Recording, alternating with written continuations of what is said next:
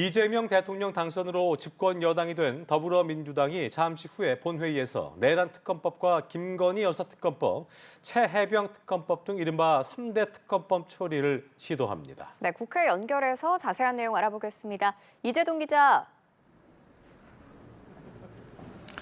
네, 국회 본회의는 잠시 뒤인 오후 2시부터 열립니다. 대선 승리로 거대 여당이 된 민주당은 본회의에서 내란 특검법과 김건희 여사 특검법, 해병 특검법 등 3대 특검법 처리를 시도할 예정인데요.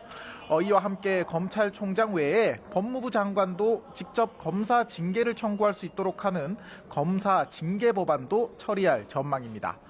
민주당 박찬대 당대표 권한대행은 오전 지도부 회의에서 내란 극복과 대한민국 정상화에 총력을 기울여야 하는 시기라며 헌정 질서를 유린한 내란 세력을 엄하게 단죄할 것이라고 말했습니다. 반면 국민의힘은 각종 법안을 강행하는 민주당에 대해 다수당의 횡포라며 대대적인 공세에 나섰습니다. 권성동 원내대표는 민생과 거리가 먼 무더기 특검법이나 정치보복적 검사징계법을 1호 법안으로 추진하는 게 과연 새 정부의 출범과 성공에 도움이 될 것 같냐고 꼬집었습니다.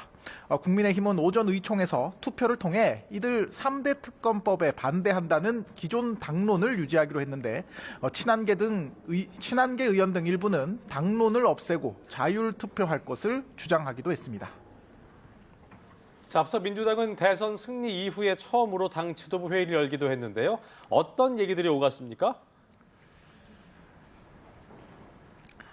네, 대선 승리 이후 처음 당 지도부 회의를 주재한 박 권한대행은 민주당은 이제 국정 운영에 공동 책임을 지는 집권 여당이라고 선언했습니다.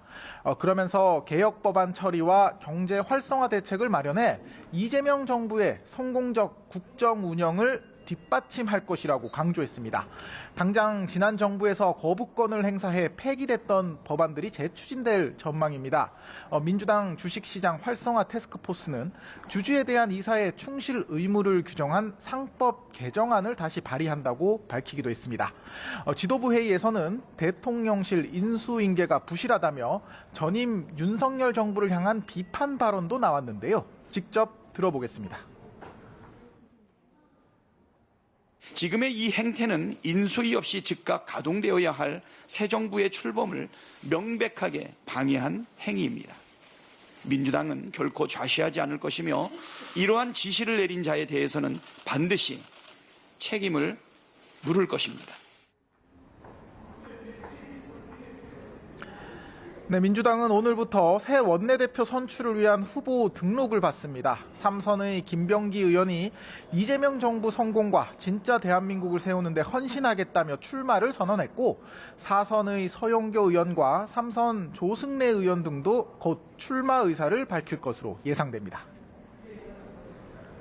네, 국민의힘에서는 권성동 원내대표가 대선 패배 책임을 지고 사퇴를 선언했죠.